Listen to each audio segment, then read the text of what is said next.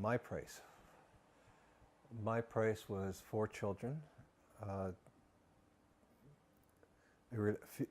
relationship, not a marriage because I wasn't married, but at the time, but a relationship.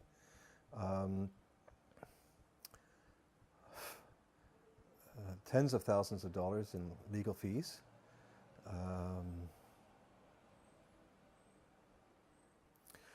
My career, my sanity, my health.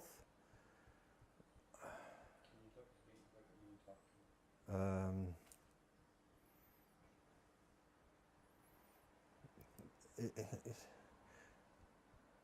cost everything. I don't think there was anything I didn't lose.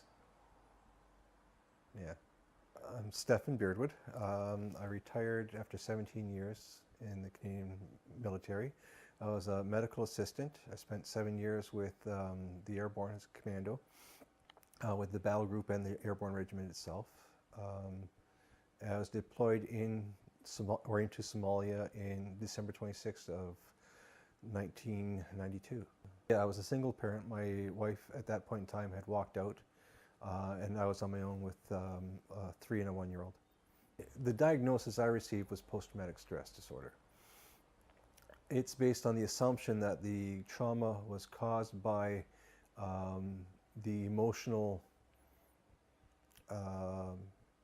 psychological things that we faced when we were over in a combat zone. I spent 4 years trying to get answers and help.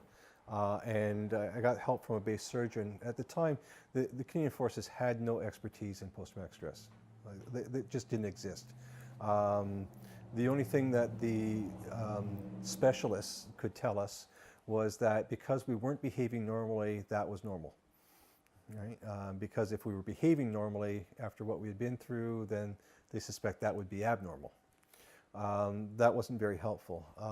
So I managed Major Wojtek, was a base surgeon. I worked with him for a couple of years in Kingston prior to being released. And he helped me get to a post-traumatic stress specialist outside of the military. That was effective. That was the first time I heard also mefloquine toxicity.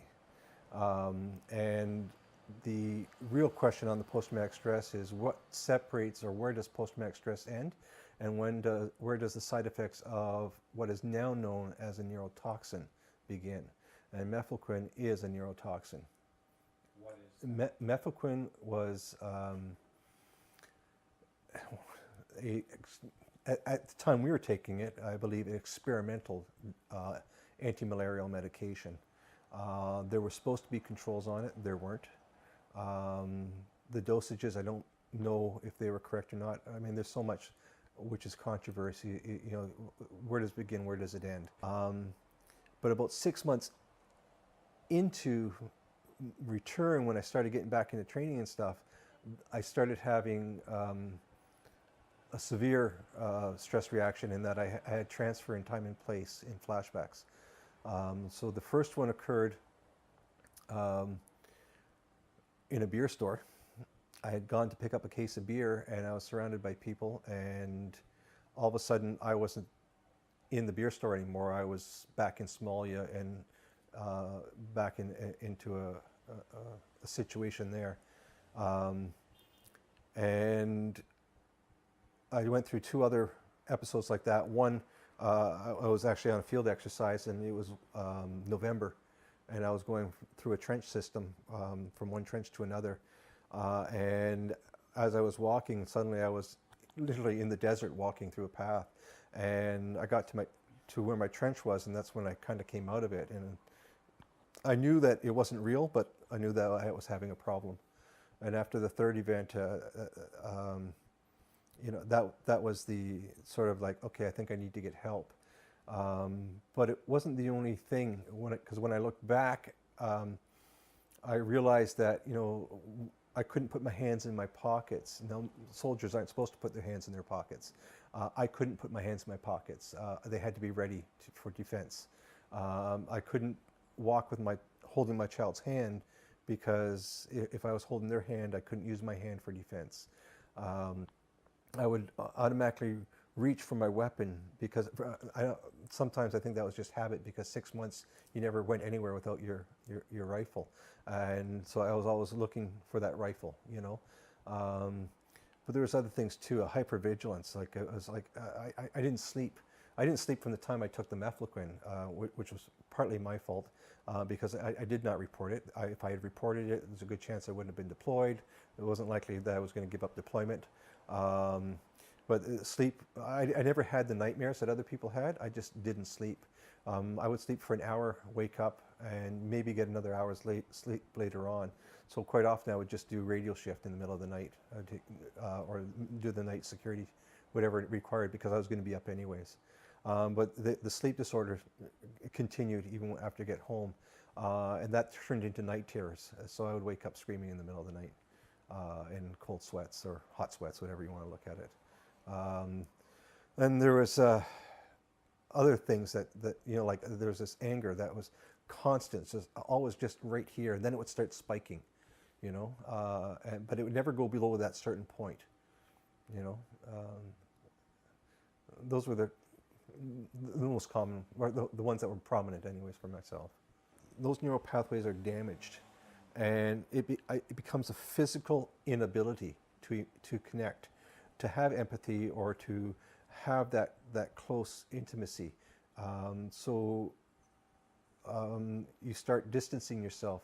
I mean, as a soldier, you know, you're already distanced yourself. You're going away for 6 months. You know, you've done extended training, so you've distanced yourself. You get ready to leave, and you know you're going to leave, so you withdraw emotionally anyways. So that's a natural thing.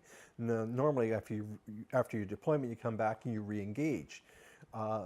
My problem was I couldn't re-engage physically. I was incapable of re-engaging. The neural pathways I needed were damaged or had died, right? Because of the long, prolonged shutdown of those pathways. You try to imitate what you see, right? So you see compassion, so you pretend to be compassionate. You try to imitate it because you know it. You've had it in the past. It's something that you've owned, right? And it's just all of a sudden now you can't have it. NHL hockey players are performers, right? I mean, they have to perform, right? They're driven to do and perform at peak, right? They got to score those goals. And soldiers are no different. We're driven to perform. I was a parachutist, a mountain climber, a scuba diver. You name it, I did it. I was the ultimate adventurer, and you paid me to do it, and I would go do it. I didn't care. I loved it. I ate it up, and it was just great. I loved to perform at my top, at peak, everything. And then all of a sudden, here I am, and I can't connect emotionally. Right? It's like someone's taken your performance and ripped it away from you, and now you can't perform. You can't perform in a simple function, let alone to the peak of your abilities. Right? And that's I think the major frustration that almost every veteran who's gone through this type of trauma is experiencing. Children were not allowed to have their father to grow up with, to love them, to be a part of their life, to know that that's where they came from and who they're a part of and all that. Some other guy has raised 2 of my children completely. The other 2 have been messed up and messed around, and that's the loss. That's the real loss.